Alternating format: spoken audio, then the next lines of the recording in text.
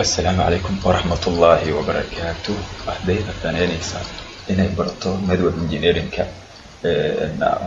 يعني شون ما كانت شغل إني أوقاته أتكو جاري لهاي من المخطط الشخصي ندوة إنجينيرا كورسا إمكا إلين مقطع ندوة إسنشيال وكورسا أوه رئيسي شون ما كان ندوة إنجينيرينج مركات ربطو إن المخطط يعني أولبستو الشخصية ده ندوة إنجينيرينج المخطط رود مابكا وديريهاي إن مارتين ندوة إنجينيرينج كائنة النقطة إن وين وصلنا كدونا لكن محدروبي إن فهم كقاعدة كونسبت ندوة محوية هاي إن فهم كسوقات يا صبرته سيدا مارتين إن يعني إن أي بي أدرس داتا وحيت هاي فيلويكا iyo waxyaabahaas oo dhan ideelkoodba inaad faham ka soo qaadato ayaa muhiim ah. waxaan ugu horeeyay koorsadan maartay network essential si bilaash ah ayaad kala socon doontaa maalin waliba. tutorial ayaan soo gelin doonaa tixanayaasheeda mana badinayo kamana badinayo 10 daqiiqo ma ka badinayo oo ma dhaafayso si aad u fahamto. koorsadan ayaanu maanta bilaabeynaa lana soco maalin waliba waxaynu soo gelin doonaa tutorial ayaan soo gelin doonaa. tutorial waxaad ku baran doontaa luqadda Ingiriisiga naxwaheeda si gaar ah ardayda imika dugsiga sare ka baxaya ayay aad u anfacaysaa waayo sababtoo ah marka jaamacadda aad tagto waxa qasab ah waxyaabo la isu soo diraa jira assignmentiyada badankoodana yani wax concept ah adiga ku biirinaysid waaye iyo wax maaragtay yani explanatory ayaad soo xiganaysid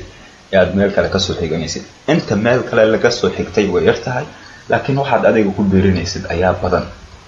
fahmaysa. marka waa qasab inaad luqadaada aad naxwaha inaad baratid. ma ku baraya aniga luqadda qaabka loogu hadlo laakiin waxaan ku barayaa naxwaha luqadda ayaan si faahfaahsan kuugu barayaa si bilaash ah haddii aad danaynaysaa inaad ka mid noqoto. yani inkastoo hadda weli aynaan bilaabanin arday si gaar ah si qaas ah maaragtay loo bara naxwaha shakhsiga koowaad waad noqon kartaa maaragtay aan yani si gaar ah aan ku bari karo hadduu rabbi karaali noqdo.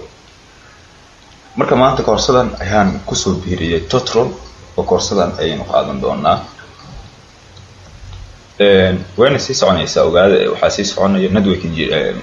sii soconaysaa English koorsada Ingiriisiga iyadana ah naxwaha way sii soconaysaa levelena leedahay horaan u soo sheegay taas. hadda waxaan ku jirnaa network engineering ma galayo.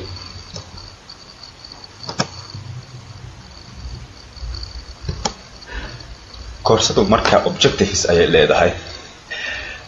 roadmap ugu horeeyo waxa waaye network engineering iridda ugu horeysa ee network engineering aad adigu ka gali lahayd waaye. marka waxay leedahay maaragtay modulo ayay leedahay module-ka ugu horeeyo waa objectiveska. waxaan hadda imika maanta aan qaadan doono ayaan ka baxaynaa horta si aan ugu galin waxyaabaha kale ee soo socda. tan maanta aynu qaadanayno waa introduction to network essential. qordhaha ku saabsan network essential wuxuu yahay who owns the internetka kan aad isticmaalayso yaa iska leh. the concept of network fikradda networka iyo noocyada u kala baxo networka. imika networka yani maaragtay concept kama haysatid. network kali waxaad u haysataa inuu yahay xiriir connection la abuuray kaas oo ay dad communication ay ku wadaagayaan fariimo ay ku wadaagayaan informations. maxaa yani maxaa la yiraahdaa aasaaskiisa iyo waxyaabaha daruuriga ay tahay maxaa keenay kuwa yani maxaa la yiraahdaa aaladaha abuuray in network la helo maxay tahay waxyaabahaas ma garanaysid. noocyada ay u kala baxaan muxuu yahay networka noocyada u kala baxo ma local ba ma WAN ba mise waa ban mise waa man mise waa badan yihiin mise waa WAN. marka waa scoopka noocyada scoopka uu kala baxo markaasi baaxadda internetka uu gaari karo ah. local network stan ka warrami doonaa oo kan oo soho oo ah midkan imika guryaha ku yaala sida maaragtay router modemka yar ee shirkadu ay leedahay hormuud ama shirkadaha kale. Now what means online? What is the meaning of online? muxuu yahay online ka kanayaad adiga wuxuu jirta Facebook server ay degan yihiin wax walba internetka kamid ah waxay degan yihiin the global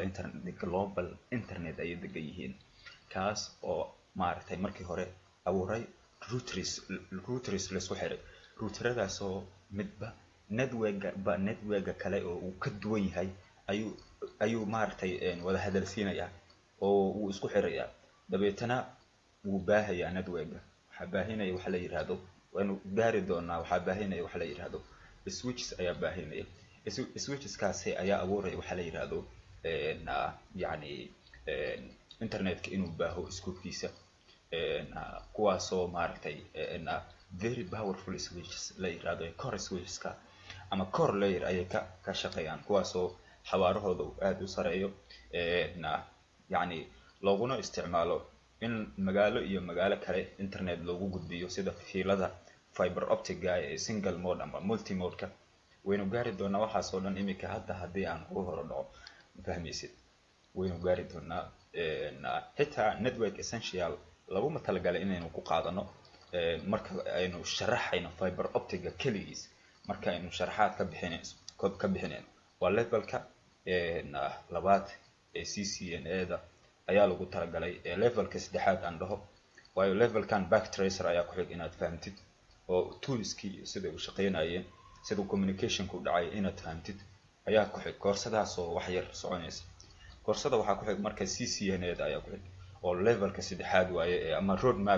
roadmap ka saddexaad waaye fahmaysa maaragtay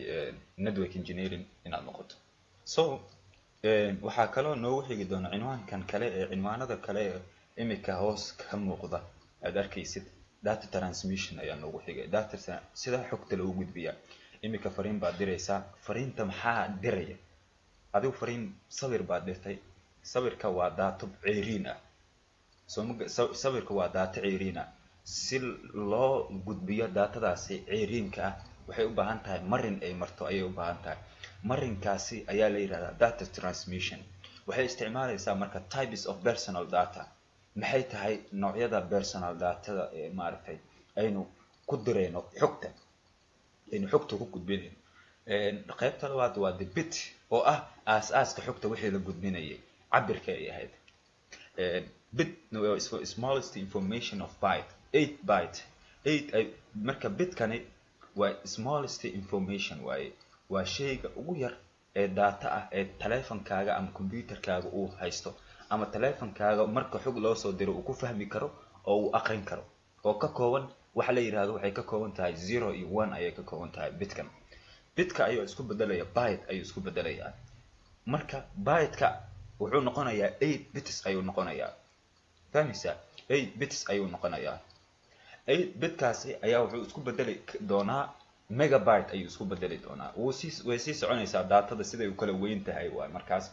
waynu arki doonaa markaynu joogno maaragtay bandwidth and throughput cashiradan soo socdana ayaad ku qaadan doontaa waxaan ku balan qaadayaa concept network inaad aad u fahanto oo aad noqoto shakhsi xitaa xalin kara cilad internet markaas jirta maaragtay ku dhacaysa aaladaha guriga kuugu xiran waxaa kamid ah router modemkan guriga kuugu xiran ciladaha qabsan kara ayaan sidoo kale kuugu sharaxi doonaa koorsadan intay socoto oo troubleshooting si aad u samayso adigoo gurigaaga jooga sidoo kale methods of signal transmission signal baa la diraya bitka waxaa ku xiga bitka waxaa loo gudbinayaa signal inuu noqdo signalkaas ayaa xaguu soo maraya marka signalkan xaguu soo maraya ma hawow maraya ma fiilow dhex maraya qaabkuusu u dhex maraya fiilada maxaa dhacaya